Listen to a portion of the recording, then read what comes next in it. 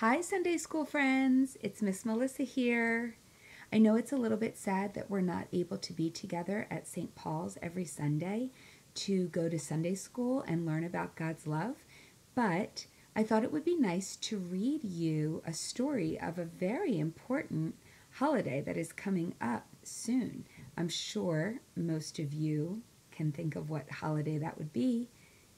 Yes, I'm going to read you the story of Easter. So we're going to start. A lot happened leading up to the story of Easter, but I'm going to start. We're going to read from our Spark Story Bibles. And if any of you have these Bibles at home, you can pause this video for a moment and go get your Bible, and you can follow along with me while I read. I'm going to start at the story of the Last Supper, which is on page 462. So go ahead and pause the video, and you can go get your Spark Story Bible if you have one. Okay, so here we go. The Last Supper. Jesus knew that the time had come for him to leave this world. He wanted to share his last Passover meal together with his 12 closest friends, the disciples. Jesus loved his friends and wanted to show them his love in a very caring way. As the friends got ready for the meal, Jesus put water in a large bowl and knelt down on the floor. He wanted to wash the feet of each disciple. When it was Peter's turn, Peter said to Jesus, "You will never wash my feet." Jesus replied, "Peter, you don't understand what I am doing now, but you will later." Peter loved Jesus so much that he said, "Then don't just wash my feet, but my head and hands also." Peter wanted to be as close to Jesus as possible.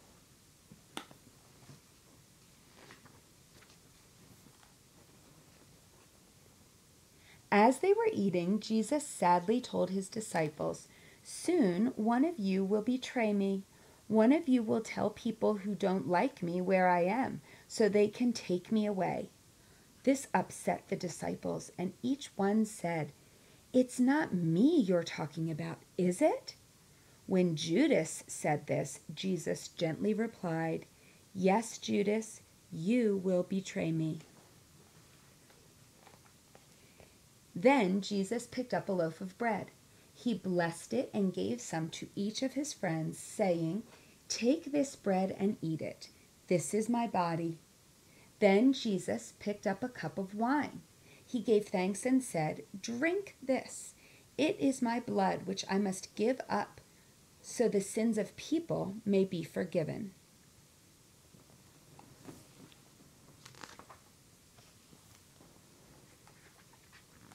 Here's the picture. When the meal was over, Jesus and his friends went to a place called the Mount of Olives. Jesus said sadly, "Soon you will all leave me." Peter felt bad. "Even if all the others leave you, I won't," he said.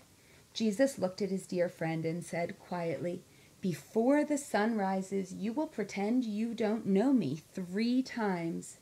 Peter said, "Jesus, I love you too much to ever do that to you." And all of the other disciples said the same thing.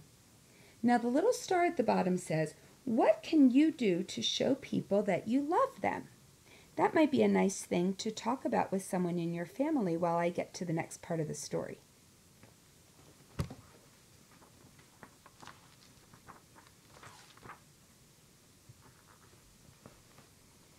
So here we are. It says that Jesus knew that he would die, but that wouldn't be the end of the story. Jesus knew God's plan too. So now here we are at the part which is the day that Jesus died. It was a very sad day when Jesus died. The soldiers who had arrested Jesus teased him for pretending to be a king. They took his clothes and put a king's purple cloak on him. They made a crown of vines with sharp thorns and put it on Jesus' head. Ouch! The soldiers made Jesus carry a heavy wooden cross. The cross was too heavy for him.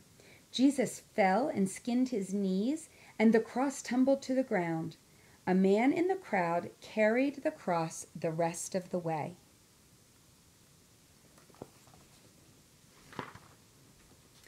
The soldiers nailed Jesus' hands and feet to the cross.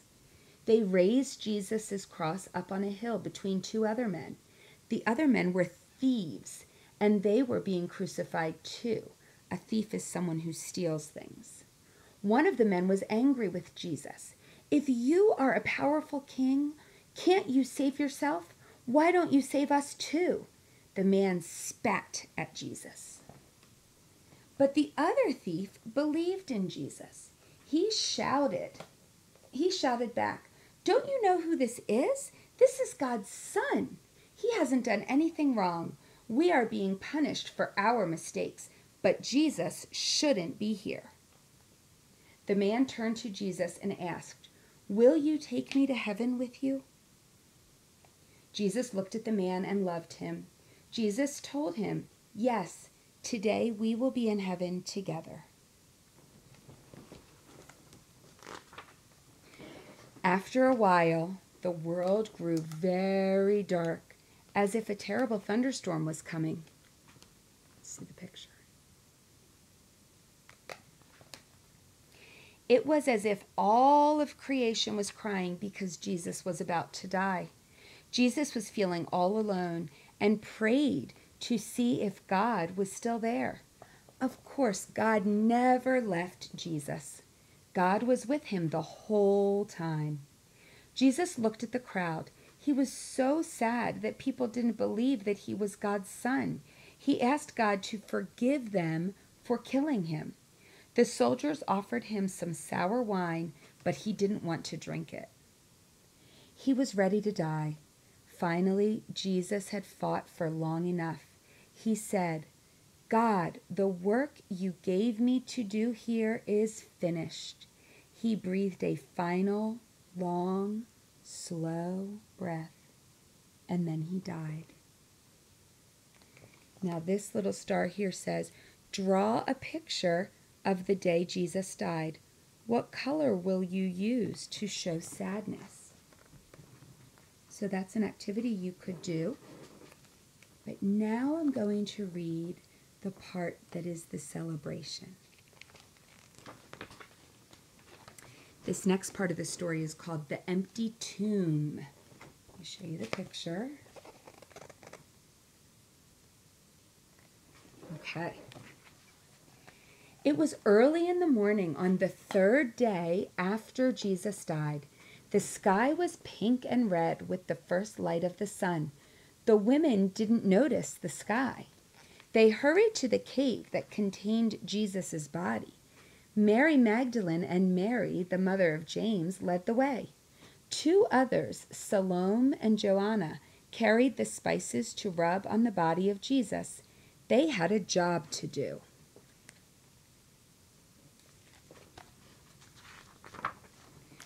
When the tomb of Jesus came into sight, they froze.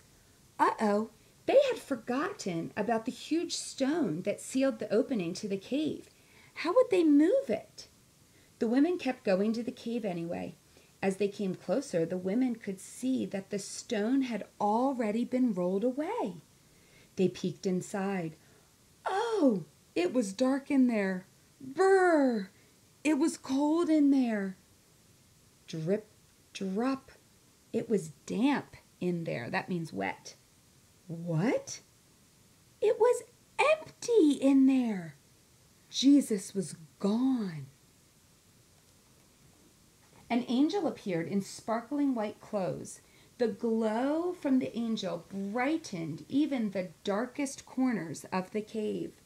The women shielded their eyes from the blinding light. "Don't be afraid," the angel said. "Jesus isn't here. This is a place for the dead. Jesus is alive." "Hurry," the angel said. "Go tell the disciples." The women did not delay. They ran to tell Jesus' friends what they had seen and heard. Oh my goodness. Oof! Mary bumped into a man, tripped and fell at his feet. Wait! She knew those feet. Now look very carefully at the foot. You'll see there's a hole. She knew that hand. She looked up. Yes, she knew that smile. It was Jesus. Hello, friends, Jesus said.